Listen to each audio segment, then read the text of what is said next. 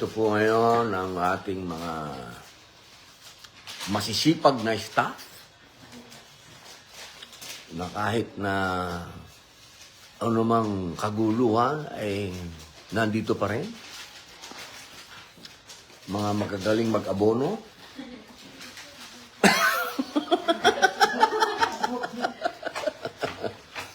Sila po ay naghahanda para sa amin pong isasagawa na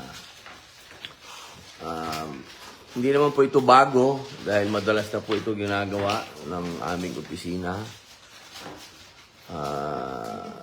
Parang ano na po ito, normal na.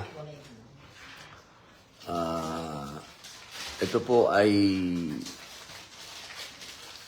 kagawayan na. Si Ma'am Tin, di ba? Ano tayo? Ano ba yan? Paano ba yan? 3,000 sa? Natatanda at PWD sir, dyan sa narinig tayo sa 2,000. Ayun, yun po yan. Ito yung normal namin ginagawa.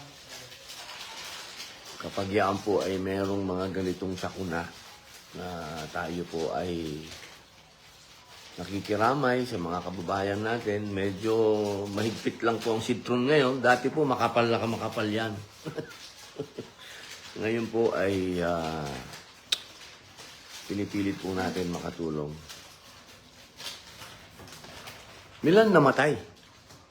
Sa amin sir, parang nasa 31. 31 na? Pero mas tataas kayo sir, kasi yung iba hindi pa pinatay. Allahu Akbar. So, 31 na pala yung namatay, men. 19 na yung huli kong alam. 19 na pala. 31 na daw. Dati nagbibigay tayo 10,000 ba pag namatayan, ano? Yung ginawa natin sir sa Cebu. Oo, 10,000 binibigyan natin. So kung 31, Pero i-verify ko sir yung number kasi baka tumaas pa, no? Oo. Yan po. Ganyan po kasi sipag ang ating mga staff. Ayun po si Kuya Romel. Ayun po. Meng, bumati ka naman daw. Assalamualaikum.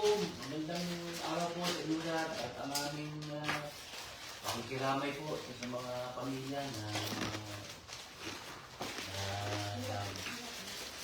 nadaanan po ng mga lindol at hindi naman sa mga naapektuhan nandito po ang opisina. Abot ang aming makakain ay amin po kayo tulungan. Yan po. Si Kuya Romel na lagi pong nandito yan sa opisina. Basta may sakuna, nandyan na po yan. Siya na po ang nakatutok. So, malaman natin kung ilan talaga. Yung sahid, ang tawag natin dyan, tol. Martir yan. Pagka ganyan na kalamidad. Yun lamang po. Kung ano man po yung kaya natin mga kababayan ko na maitulong sa mga kababayan natin po sa Mindanao, kung ano man po yung pwede nating yung dasal, number 1 po yan, dasal. Pakikiramay natin, napakahalaga po niyan.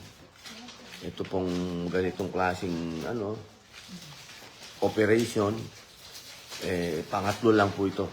Pinaka-importante po ay yung dasal natin. Yun lamang po, maraming salamat po. Kaya kung meron po kayong sobra dyan, o gusto nyong isakripisyo para sa ating mga kababayan, gawin nyo na po.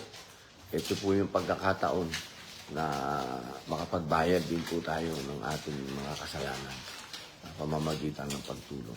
Maraming salamat po. O, tinatanong yung mga pangalan ninyo, sasabihin ko ba? Baka naman. Ito, madalas nyo na mapanood dito eh.